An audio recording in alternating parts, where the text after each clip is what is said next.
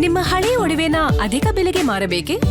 ಅಟಿಕಾಗೆ ಕಾಲ್ ಮಾಡಿ 8880 Attica gold company.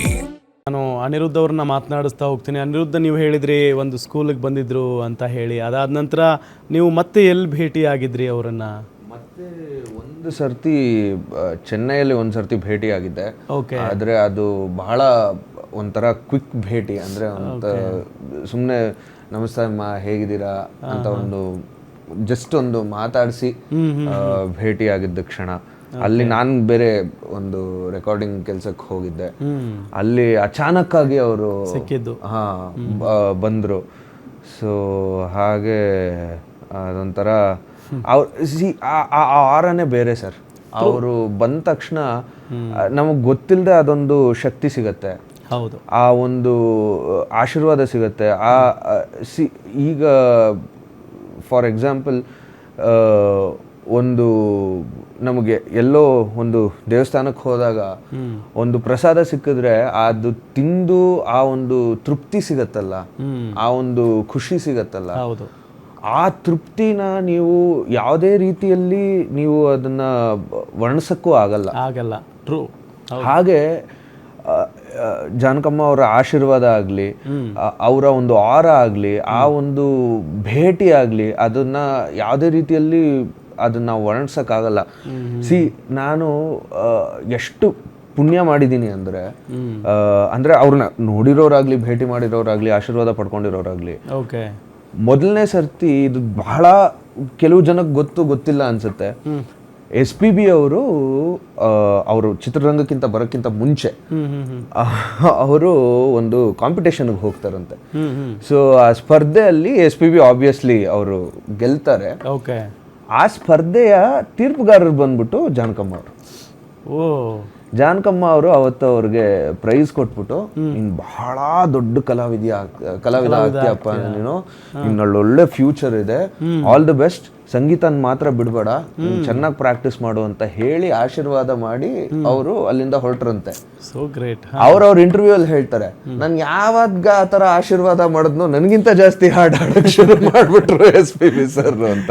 ಅಂದ್ರೆ ಅದನ್ನೂ ಒಂದು ತಮಾಷೆ ರೀತಿಯಲ್ಲಿ ಅವ್ರು ಅದನ್ನ ಹೇಳ್ತಾರೆ. ಬಟ್ ನೋಡಿ, ಅಂದ್ರೆ ಎಂತೆಂತ, ಈಗ SPB ಸರ್ ಕೂಡ ಒಂದು ಲೆಜೆಂಡ್, ಮತ್ತೆ ಅವ್ರ ಕಾಂಬೋ ಸಖತ್ ವರ್ಕ್ ಆಗಿದೆ.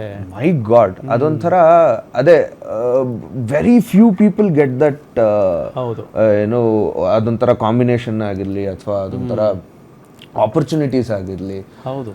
ಆ್ಯಂಡ್ ಇವ್ರಿಗೆ ಆಪರ್ಚುನಿಟಿ ಬಂದಿದ್ದಲ್ಲ, ಆಪರ್ಚುನಿಟಿಗೋಸ್ಕರನೇ ಇವರು ಅಂದ್ರೆ ನಿಜ ಇವರಿಂದ ಹಾಡು ಬರಬೇಕು ಅಂತಾನೆ ಸಂಗೀತ ಇವ್ರಿಗೆ ಒಲ್ದು ಬಂದಂಗೆ ಅಂದ್ರೆ ಸಂಗೀತಕ್ಕಾಗಿನೇ ಇವರು ಜನ್ಮ ತಾಳಿದ್ರ, ಆತರ ಒಂದು ಪ್ರಶ್ನೆ ಅಲ್ವಾ? ನಿಜವಾಗ್ಲು.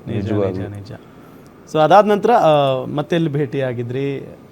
ಅದಷ್ಟೇ ಲಾಸ್ಟ್ ಅದೇ. ಓ ಮೈ ಗಾಡ್, ಲಾಸ್ಟ್. ಬಟ್ ಅವತ್ತು ಅನ್ಫಾರ್ಚುನೇಟ್ಲಿ ಅದೇನೋ ಗೊತ್ತಿಲ್ಲ, ಅಂದ್ರೆ ಅವರು ಪಾಪ ಬ್ಯುಸಿ ಶೆಡ್ಯೂಲ್ ಅಲ್ಲೇ ಇದ್ರು. ಆಮೇಲೆ ನಮಗೂ ಆಸ್ ಆರ್ಟಿಸ್ಟ್ ನಾವು ತೊಂದರೆ ಕೊಡಕ್ಕೆ ನಮಗೂ ಇಷ್ಟ ಆಗಲ್ಲ, ನಿಮಗೂ ಗೊತ್ತಿರುತ್ತೆ ಶೆಡ್ಯೂಲ್ ಇರುತ್ತೆ. ಅಂಡ್ ಅಫ್ಕೋರ್ಸ್ ಅವ್ರು ಯಾವತ್ತೂ ಇಲ್ಲ ಅನ್ನಲ್ಲ, ಯಾವತ್ತೂ ಹಸನ್ಮುಖಿಯಾಗೇ ಇರ್ತಾ ಇದ್ರು. ಅಂಡ್ ಅಂದ್ರೆ ಅವರು ಕೆಲವೊಂದ್ಸರ್ತಿ ಏನಾಗದು ಗೊತ್ತಾ, ಈಗ ಒಂದು ದೇವಸ್ಥಾನಕ್ಕೆ, ಅಂದ್ರೆ ನಾನು ಯಾಕೆ ಹೇಳ್ತಾ ಇದೀನಿ ಅಂದ್ರೆ ಅದೆಲ್ಲರೂ ರಿಲೇಟ್ ಮಾಡ್ಕೋಬಹುದು ಅಂತ. ನಾವ್ ಏನೋ ಅನ್ಕೊಂಡ್ ಹೋಗಿರ್ತೀವಿ, ಇದ್ ಕೇಳ್ಕೋಬೇಕು ಅದ್ ಕೇಳ್ಕೋಬೇಕು ಅಂತ. ಒಂದೊಂದ್ಸರ್ತಿ ಆ ದೇವರನ್ನ ನೋಡಿದ ತಕ್ಷಣ ನಮ್ಗೆ ಏನ್ ಕೇಳ್ಕೋಬೇಕು ಮರ್ತೆ ಹೋಗ್ಬಿಡುತ್ತೆ. ನಾವ್ ಏನೋ ಒಂದು ವಿಷಯಕ್ಕೆ ಹೋಗಿರ್ತೀವಿ, ಆದ್ರೆ ಅಲ್ಲಿಗೆ ಹೋದ ತಕ್ಷಣ ನಮ್ಗೆಲ್ಲ ಸಡನ್ ಬ್ಲಾಂಕ್ ಆಗ್ಬಿಡುತ್ತೆ. ಯಾಕಂದ್ರೆ ಅದೊಂಥರ ಅದು ಆರ, ಒಂದು ಏನೋ ಡಿವೈನ್ ಸ್ಪೇಸ್ ಅಲ್ಲಿ ನಾವೊಂದು ಇರ್ತೀವಿ. ಸೊ ಹಾಗಾಗಿ ಅವತ್ತು ನನಗೂ ಅದೊಂದಿದೆ, ಒಂದು ಫೋಟೋ ತಗೋಬೋದಾಗಿತ್ತಲ್ಲ ಅಂತ ಅವ್ರ ಜೊತೆ. ಬಟ್ ಅಲ್ಲಿ ಮಾತಾಡಿ ಅವ್ರನ್ನ ಭೇಟಿ ಮಾಡೋಷ್ಟ್ರೊಳಗೆ ಅದು ಮೈಂಡ್ಗೆ ಬರಲ್ಲ. ಅದು ಅದೇ ಚಿಕ್ಕ ವಯಸ್ಸಲ್ಲಿ ತಗೊಂಡಿದ್ದೆ ಲಾಸ್ಟ್. ಬಟ್ ಇನ್ನೊಂದು ಏನು ಗೊತ್ತಾ, ನೀವು ಅದೃಷ್ಟವಂತರು. ನಾನು ಆಗ್ಲೇ ಹೇಳ್ತಾ ಇದ್ದೆ ನಿಮ್ಗೆ ಆಫೇರಲ್ಲಿ, ಸಾಕಷ್ಟು ಜನರನ್ನ ನಾವು ನಿನ್ನೆಯಿಂದ ಮಾತಾಡಿಸ್ತಾ ಇದ್ದೀವಿ, ದೊಡ್ಡ ದೊಡ್ಡ ಕಲಾವಿದರನ್ನ, ಡೈರೆಕ್ಟರ್ಗಳನ್ನು, ಹಿರಿಯ ನಿರ್ದೇಶಕರುಗಳನ್ನೆಲ್ಲ ಮಾತಾಡಿಸ್ತಾ ಇದ್ದೀವಿ. ಅವ್ರು ಹೇಳ್ತಾ ಇರೋದು, ಇಲ್ಲ ನಮಗೆ ಒಮ್ಮೆನೂ ಅವಕಾಶ ಸಿಕ್ಕಿಲ್ಲ ಅವ್ರ ಜೊತೆ ಮಾತಾಡೋದಕ್ಕೆ, ಅವ್ರ ಜೊತೆಗೆ ವೇದಿಕೆ ಹಂಚ್ಕೊಳ್ಳೋದಕ್ಕೆ, ಅವ್ರ ಜೊತೆ ಕೆಲಸ ಮಾಡೋದಕ್ಕೆ ಅಂತ. ನೀವು ಅಟ್ಲೀಸ್ಟ್ ಅವ್ರನ್ನ ನಿಮ್ಮನ್ನು ಮುಟ್ಟಿದ್ದಾರೆ, ನಿಮಗೆ ಮುತ್ತು ಕೊಟ್ಟಿದ್ದಾರೆ, ಅವರು ನಿಮ್ಮನ್ನ ಹಗ್ ಮಾಡಿದ್ದಾರೆ.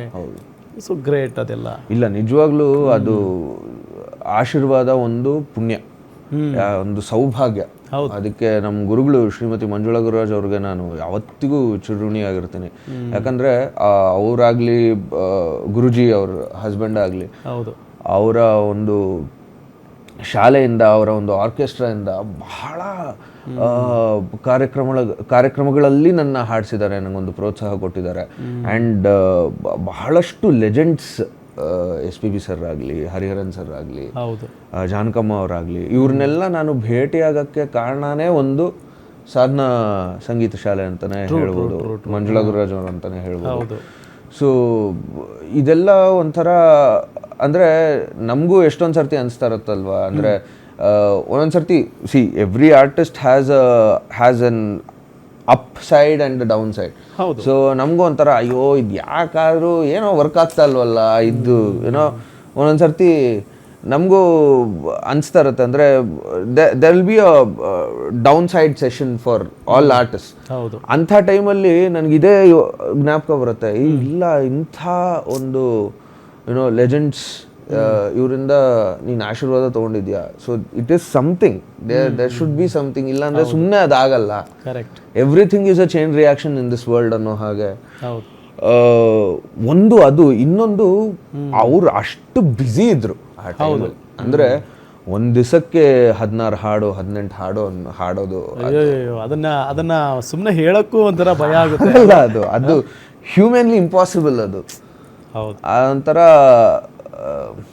ಅದೇ ಹೇಳಲ್ವಾ, ಅಂದ್ರೆ ಅಸಾಧಾರಣ. ಅದು ಯಾರಿಗೆ ಅರ್ಥ ಆಗುತ್ತೆ ಅಂದ್ರೆ ನಿಮ್ಗೆ ಅರ್ಥ ಆಗುತ್ತೆ, ಸಂಗೀತ ಕ್ಷೇತ್ರದಲ್ಲಿ ಪಳಗಿರುವವ್ರಿಗೆ ಅರ್ಥ ಆಗುತ್ತೆ ಆ ಕಷ್ಟ ಹಿಂಗೆ. ಅದೊಂದು ದೊಡ್ಡ ಸಾಧನೆ ಅದು. ಹೌದು. ಎಸ್, ಇನ್ನೊಂದು ಒಂದು ಹಾಡನ್ನ ಹಾಡ್ಬೋದಾ? ಹಾಂ, ಡೆಫಿನೆಟ್ಲಿ. ಅವರ ಮತ್ತೊಂದು ಹಾಡು ನನಗೆ ಬಹಳ ಇಷ್ಟ.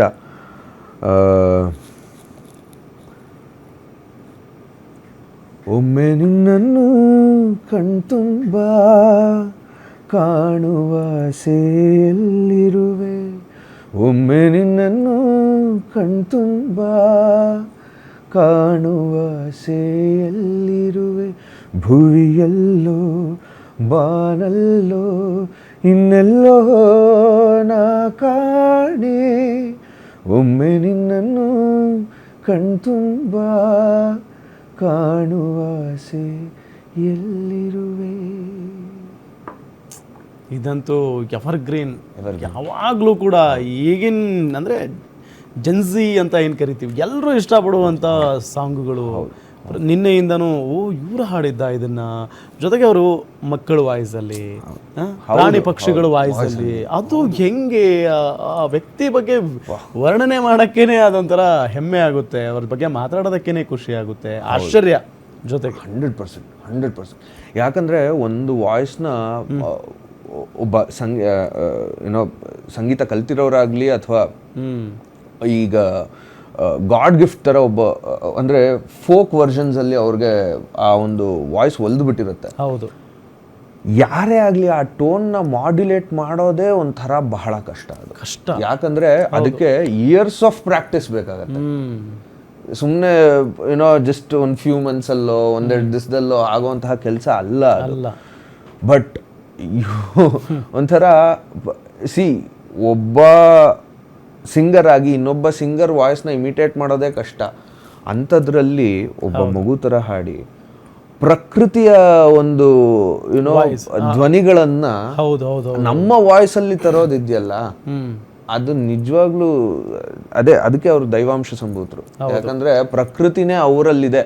ಹಾಗಾಗಿ ಅವರು ಆ ಧ್ವನಿಗಳನ್ನ ನವಿಲಿನ ವಾಯ್ಸ್ ಮಾಡ್ತಾ ಇದ್ರಂತೆ ಎಲ್ಲಾದ್ರೂ ಸೆಂಟ್ರಲ್ಲಿ ಬೇಕು ಅಂತ ಅಂದ್ರೆ, ನವಿಲಿನ ಧ್ವನಿ, ನವಿಲು ಹೆಂಗು ಕೂಗುತ್ತೆ ಅದೇ ರೀತಿಯಾಗಿ ಕೂಗೋರಂತೆ. ಅದೆಲ್ಲ ಗಾಡ್ ಗಿಫ್ಟ್. ಅದು ನಿಜ. ಆ್ಯಂಡ್ ಇನ್ನೊಂದು ಅದ್ಭುತ ವಿಚಾರ ಏನು ಅಂದರೆ, ಅವರು ಈಗ ಆಂಧ್ರದಲ್ಲಿ ಹುಟ್ಟಿ ಸಾಕಷ್ಟು ಒಂದು ಏನೋ ಜಗತ್ತೇ ಸುತ್ತಬಿಟ್ಟಿದ್ದಾರೆ ಹೌದು. ಅವರ ಒಂದು ಸಂಗೀತ ಪಯಣದಲ್ಲಿ. ಅಂತ್ಯದಲ್ಲಿ ಬಂದು ನಮ್ಮ ಕರ್ನಾಟಕದ ಋಣ ಅವ್ರಿಗೆ ಹೇಗಿದೆ ಅಂದರೆ ಹೌದು ಹೌದು ಹೌದು ಹೌದು ಅದು ನಮ್ಮ ಅದೃಷ್ಟ. ಅದು ನಮ್ಮ ಅದೃಷ್ಟ. ಎಸ್